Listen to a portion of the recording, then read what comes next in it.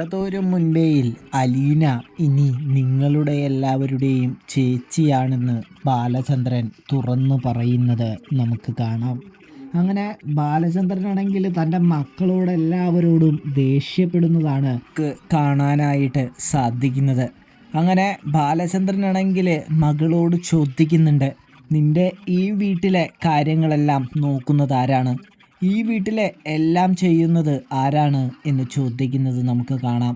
ഇതേ സമയമാണെങ്കിൽ അച്ഛനാണ് എന്ന് പറയുമ്പോൾ, എങ്കിൽ എന്നോട് ചോദിച്ചിട്ട് വേണമായിരുന്നു അലീനയെ പുറത്താക്കാൻ, ഇത് നിങ്ങളുടെ ഇഷ്ടത്തിന് ചെയ്തത് ശരിയായില്ല എന്ന് പറയുന്നു.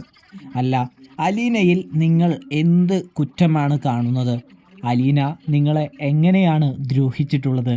അവൾ നിങ്ങളെ ഉപദ്രവിച്ചിട്ടുണ്ടോ? ഒരു സൂചി കൊണ്ട് പോലും അവൾ നിന്നെ ഒക്കെ വേദനിപ്പിച്ചിട്ടുണ്ടോ എന്ന് ചോദിക്കുന്നത് നമുക്ക് കാണാം. അതേ സമയമാണെങ്കിൽ നമ്മുടെ മോള് പറയുന്നുണ്ട്, അതെ, അങ്ങനെയൊന്നും ചെയ്തിട്ടില്ല, അത് ശരി തന്നെയാണ്, പക്ഷേ അമ്മയ്ക്ക് ഇഷ്ടമല്ല എന്ന് പറയുന്ന കാഴ്ച നമുക്ക് കാണാം. ഇതേ സമയം എന്ത് ചോദിച്ചാലും അമ്മയ്ക്കിഷ്ടമല്ല, വേറെ ഒരു കുറവും നിങ്ങൾക്ക് പറയാനോ ഒന്നുമില്ല, നിങ്ങൾ സംസാരിക്കുന്നത് അമ്മയിലൂടെയാണോ എന്ന് ചോദിക്കുന്ന ബാലചന്ദ്രനെ നമുക്ക് കാണാം.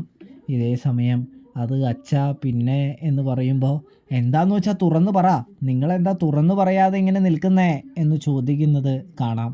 അപ്പോൾ നമ്മുടെ മോളൊന്നും മിണ്ടുന്നില്ല, മക്കളൊന്നും മിണ്ടുന്നില്ല. വൈജയാണെങ്കിൽ അവിടെ നിൽക്കാണ്. മക്കളോട് വർത്തമാനം പറയുമ്പോൾ വൈജ ഇടപെടേണ്ട കാര്യമൊന്നുമില്ലല്ലോ.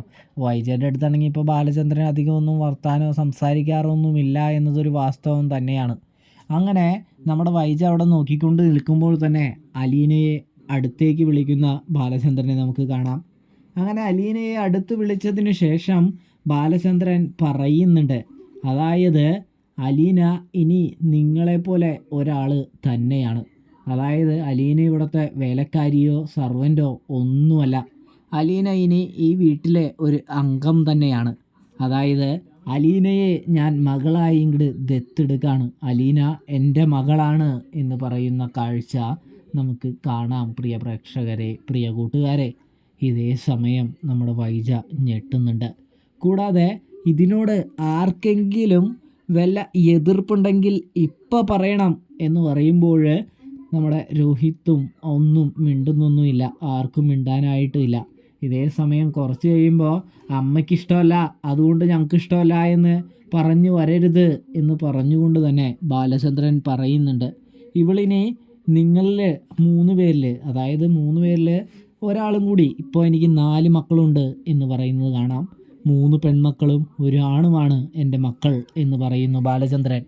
ആർക്കെങ്കിലും എതിർപ്പുണ്ടോ എന്ന് ബാലചന്ദ്രൻ വീണ്ടും വീണ്ടും ചോദിക്കുന്നത് കാണാനായിട്ട് സാധിക്കുന്നുണ്ട്. അപ്പോൾ അവർ പറയുന്നുണ്ട്, ഞങ്ങൾക്ക് എതിർപ്പോ കാര്യങ്ങളോ ഒന്നുമില്ല എന്നിങ്ങനെ മൗനം സമ്മതം എന്ന രീതിയിൽ നിൽക്കുകയാണ്. കാരണം അച്ഛനെ പേടിച്ചിട്ടാ, അച്ഛനെങ്ങാനും പിടിച്ച് തല്ലിയാലോ ആകെ പ്രശ്നമായില്ലേ, അതുകൊണ്ട് തന്നെ മിണ്ടാതെ നിൽക്കുന്നതാണെന്ന് നമുക്ക് കാണാം കേട്ടോ.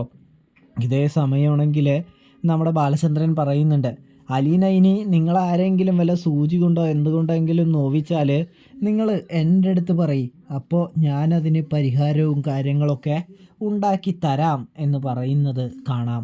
ഇതേ സമയം ബാലചന്ദ്രൻ പറയുന്നുണ്ട്, എനിക്ക് നല്ല ക്ഷീണമുണ്ട്, ഞാനൊന്ന് റെസ്റ്റ് എടുക്കട്ടെ എന്ന് പറഞ്ഞ് പോകുന്നത് കാണാം. അങ്ങനെ മക്കൾ പല വഴിക്ക് പോകുമ്പോൾ നമ്മുടെ ഇവൾ മാത്രം, കൃഷ്ണമോള് മാത്രം അലീനയോട് പറയുന്നുണ്ട്, ചേച്ചിക്കിപ്പോൾ സന്തോഷമായില്ലേ എന്ന് ചോദിക്കുന്നത് നമുക്ക് കാണാം. ഇതേ സമയമാണെങ്കിൽ എനിക്ക് സന്തോഷമായി മോളെ എന്ന് പറഞ്ഞുകൊണ്ട് തന്നെ കൃഷ്ണമോളെ കെട്ടിപ്പിടിച്ച് നിൽക്കുന്ന അലീനയാണ് പ്രിയ പ്രേക്ഷകരെ, കൂട്ടുകാരെ നമുക്ക് കാണാൻ സാധിക്കുക. അങ്ങനെ കുറച്ച് നേരം കഴിയുമ്പോൾ വൈജിയാണെങ്കിൽ കൃഷ്ണമോളെ വിളിച്ചുകൊണ്ട് പോയിട്ട്, നിങ്ങൾ അവിടെ ആ ഹോം സ്റ്റേയിൽ എങ്ങനെയാണ് താമസിച്ചത്, നിങ്ങൾ ഒരു റൂമിലാണോ താമസിച്ചത്, അലീന നിങ്ങളുടെ കൂടെയാണോ കിടന്നത് എന്നെല്ലാം അറിയാനായിട്ട് ശ്രമിക്കുന്നു.